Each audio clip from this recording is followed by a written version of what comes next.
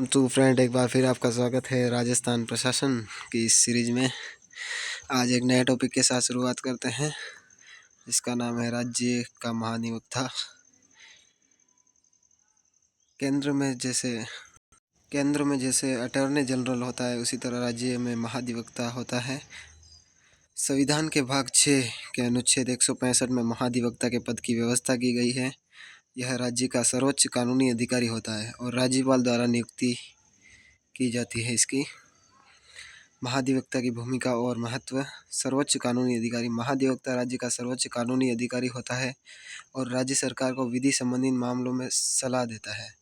राज्यपाल द्वारा नियुक्ति। महाधिवक्ता की नियुक्ति राज्यपाल द्वारा की जाती है और वह राज्यपाल के प्रसाद पर्यंत पद पर बना रहता है।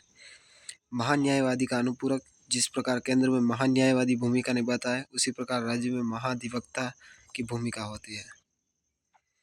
महाधिवक्ता पद की अर्हताएं।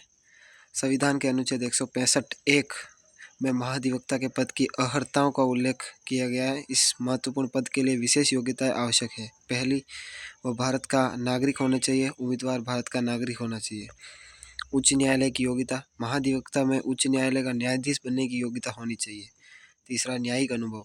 उसे 10 वर्षों तक न्यायिक अधिकारी का उच्च न्यायालय में 10 वर्षों तक वकालत करने का अनुभव होना चाहिए। कार्यकाल और वेतन भत्तों की बात करते हैं। कार्यकाल की विशेषताएं। संविधान में कार्यकाल को निश्चित नहीं किया गया है। राज्यपाल के प्रसाद पर्यंत वह पद पर बना रहता है। अनुच्छेद 165(3) के अनुसार राज्यपाल उसे कभी भी हटा सकता है। वह अपने पद से त्यागपत्र देकर भी कार्यमुक्त हो सकता है। वेतन भत्ते। वेतन भत्तों का निर्धारण राज्यपाल द्वारा ही किया जाता है। संविधान में इसे निश्चित नहीं किया गया है। महत्वपूर्ण तथ्य। सामान्यतः महाधिवक्ता तब त्यागपत्र देता है जब सरकार त्यागपत्र देती है या पुनर्स्थापित होती है, क्योंकि उसकी नियुक्ति सरकार की सलाह पर की जाती है। अब आइए कार्य एवं शक्तियों के बारे में बात करते हैं। संविधान के अनुच्छेद 165(2) के अनुसार महाधिवक्ता के कर्तव्य और शक्तियाँ व्यापक हैं। विधि संबंधी सलाह। राज्य सरकार को विधि संबंधी विषयों पर सलाह देना और राज्यपाल द्वारा सौंपे गए कर्तव्यों का पालन करना। न्यायालय में सुनवाई। राज्य के किसी भी न्यायालय के समक्ष सुनवाई का अधिकार उसे प्राप्त है। विधानमंडल में भागीदारी। अनुच्छेद 177 के तहत विधानमंडल के किसी भी सदन में वह भाग ले सकता है एवं उन्हें संबोधित कर सकता है। विशेषाधिकार। अनुच्छेद 194 के तहत वे सभी विशेषाधिकार मिलते हैं जो विधानमंडल के किसी सदस्य को मिलते हैं, लेकिन उसे मतदान का अधिकार नहीं होता है। राजस्थान का एडवोकेट जनरल। ऐतिहासिक पृष्ठभूमि क्या है, आइए पढ़ते हैं। राज्य पुनर्गठन अधिनियम जो 1956 में लागू हुआ था के तहत राजस्थान राज्य के निर्माण के साथ एडवोकेट जनरल राजस्थान का कार्यालय भी अस्तित्व में आया।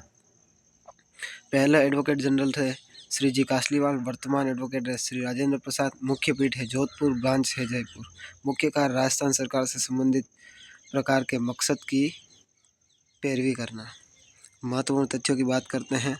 प्रथम महाधिवक्ता जिसे हम पढ़ चुके हैं जी कासलीवाल थे और उन्हीं का सबसे लंबा कार्यकाल था 16 वर्ष तक। एडवोकेट जनरल के रूप में 3 कार्यकाल के रूप में कार्य कर चुके हैं बीपी अग्रवाल, जबकि एडवोकेट जनरल के रूप में 2 कार्यकाल 2 सदस्यों के रहे। एक MS मेहता और दूसरे नरपतमल लोढ़ा। महाधिवक्ता से संबंधित महत्वपूर्ण मामले भी हुए हैं, जैसे पहला जोगिंदर सिंह बासु बनाम पंजाब राज्य, दूसरा उत्तर प्रदेश राज्य और अन्य बनाम यूपी राज्य विधि अधिकारी संघ। वर्तमान महाधिवक्ता की बात करें तो राजेंद्र प्रसाद गुप्ता राजस्थान के 19वें महाधिवक्ता हैं। धन्यवाद।